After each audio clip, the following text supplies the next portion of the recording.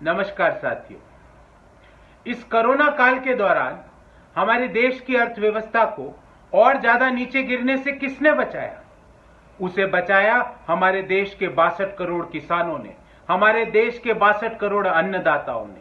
जब सेक्टर दर sector, quarter दर quarter देश की जीडीपी नेगेटिव में चल रही है, उस दौरान भी हिंदुस्तान के किसानों ने अपनी मेहनत से, अपने पसीने से एग्रीकल्चर ग्रोथ को प्लस 3.4% मेंटेन करके रखा।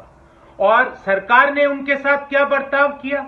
इस दौरान सरकार ने उनके ऊपर 3 काले कानून थोप दिए और जब वो विरोध में सड़क पर आए तो उनके ऊपर लाठी चार्ज किया गया, उनके ऊपर आंसू गैस के गोले छोड़े गए। इस भीषण ठंड में जब वो अपने अपने घरों से, खेतों से निकलकर इस बहरी सरकार को अपनी बात सुनाने के लिए दिल्ली की ओर रवाना हुए तो उनके ऊपर ठंडे पानी की बौछार की गई।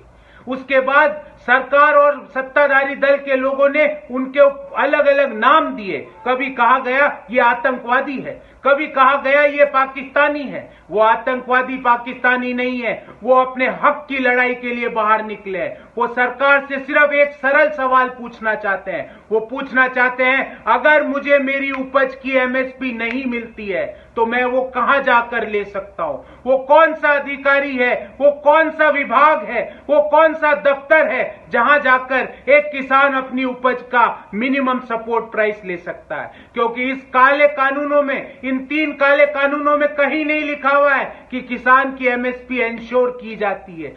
इन 3 काले कानूनों में तो हिंदुस्तान के किसान की खेती को अब सरकार अपने सूट बूट के दोस्तों के हवाले करने का काम कर रही है।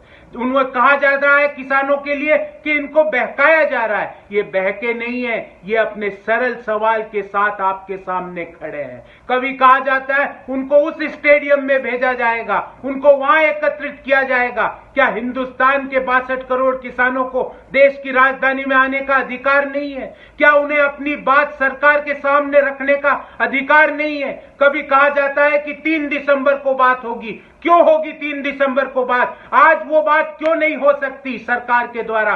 क्यों उनके एक सरल सवाल का जवाब सरकार नहीं दे सकती कि एमएसपी कहां मिलेगी, किस दफ्तर से मिलेगी, किस अधिकारी से मिलेगी? और अगर सूट बूट का दोस्त जो सरकार का है वो किसान को एमएसपी नहीं देता तो उसके ऊपर क्या क्रिमिनल चार्ज होगा? इस सरल सवाल के साथ आए हैं। और अगर सरकार के पास इस सरल सवाल का उत्तर नहीं है तो तुरंत प्रभाव से इन तीनों काले कानूनों को वापस ले और किसानों को उनका हक दिलाए। बहुत बहुत धन्यवाद। जय हिंद, जय किसान।